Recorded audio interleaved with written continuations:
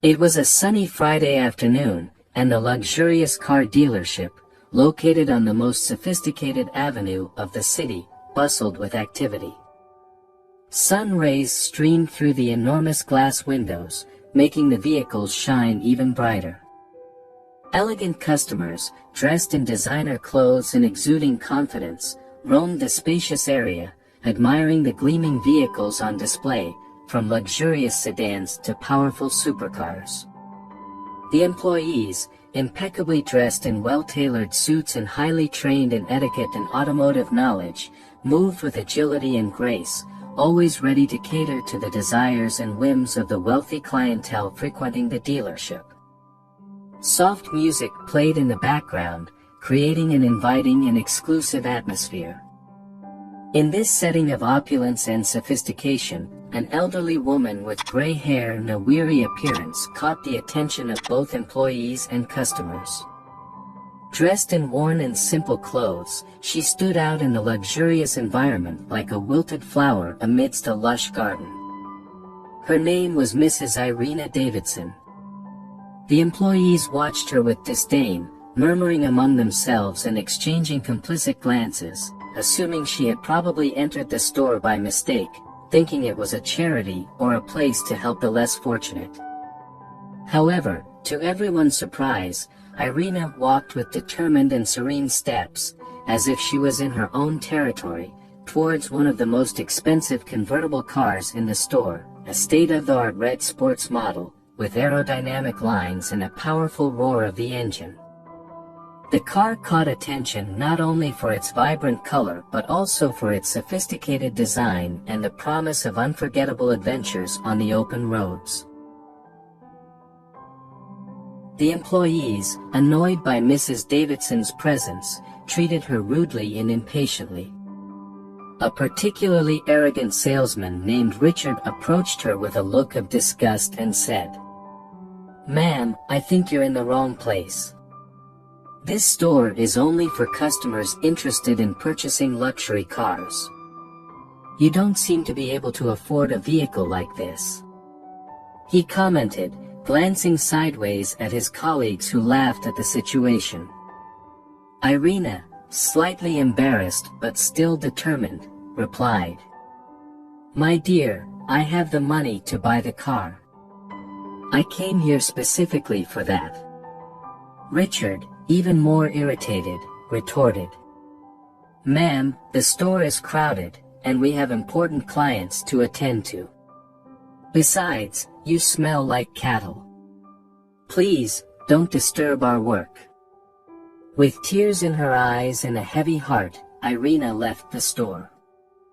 As she left behind a large, aged leather bag, which one of the saleswomen, Isabella, found. Isabella, a young empathetic and kind woman, didn't agree with the treatment given to the elderly woman and, upon picking up the bag, felt the weight of the money inside. She decided to go after Irina to return her bag and apologize for her colleague's behavior. "Isabella, what are you doing?" asked one of her colleagues, surprised. "I'm returning the bag to that lady. She deserves respect and fair treatment, just like any customer," replied Isabella, determined to do the right thing. With the bag in hand, Isabella left the store, looking for Irina, willing to help her and listen to her story. After asking a few people and searching the area, Isabella found Mrs. Davidson sitting on a bench in a nearby park, sadly looking at the trees as the leaves danced with the wind. The afternoon sun cast soft shadows on the ground and children played around, but Irina's heart was heavy. Isabella approached cautiously, holding the aged leather bag, and called out, "Mrs. Davidson, I'm sorry to bother you, but you left your bag in the store. I wanted to return it and apologize for my colleague's behavior." Irina looked at Isabella, surprised, and replied, "Oh, my dear, thank you so much. I was so shaken that I didn't even realize I had left my bag behind." Isabella sat down next to Irina, and they began to talk. The elderly woman, moved, shared her story. Her husband, Mr. George Davidson, had always dreamed of traveling in a convertible car, feeling the wind in his hair and the freedom of the open roads. He had saved money all his life to fulfill this dream, scrimping every penny. Unfortunately, he was diagnosed with cancer and, after spending a lot on treatment, the disease advanced, and the doctor said he had only a few days to live. Now, dear, I just wanted to fulfill my dear George's dream, to take him on that trip he always wanted, said Irina, with tears in her eyes. But the car he always dreamed of owning has gone up so much in price, and I don't have enough anymore. I am about 20% short of the car's value. I don't know what to do. Isabella, deeply touched by Irina and George's story, promised that she would do everything possible to help fulfill the couple's dream. She knew that, even while working at that luxurious store, money couldn't buy the love and dedication that united Mr. and Mrs. Davidson. And it was this love that she was determined to honor. Isabella, moved by the story, promised to help Irina and took her phone number to keep in touch. A week later, she went to the elderly woman's house, a small old house with a well-kept garden, filled with colorful flowers and a worn wooden swing. The scent of jasmine hung in the air, creating a cozy and nostalgic atmosphere. Upon entering the residence, Isabella was greeted with a warm smile from Mrs. Davidson, who led her to the living room where Mr. George Davidson was. There, she met Irina's husband, a thin man weakened by the disease but with a glimmer of love in his eyes as he looked at his wife. The connection between the two was palpable, and the atmosphere emanated the affection and complicity of a lifetime together. Touched by the scene, Isabella decided to use her savings, which she had been accumulating to buy an apartment, to help Irina buy the car. She knew that this decision would change her life, but she was also aware of the impact it would have on the couple's life. Mrs. Davidson, I will use my savings to help you buy the car. I know it will fulfill Mr. Davidson's dream, and it's something worth doing, said Isabella, with conviction in her voice.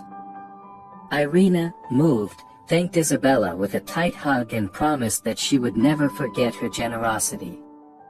Days later, Isabella talked to the store manager and managed to get a good discount for the cash purchase of the convertible, explaining the situation and stressing the importance of that sale.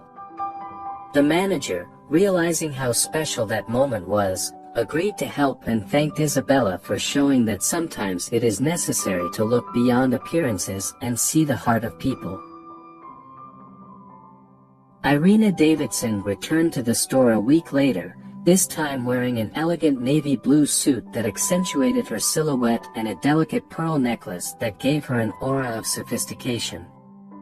Her gray hair was meticulously combed, and a determined smile shone on her face.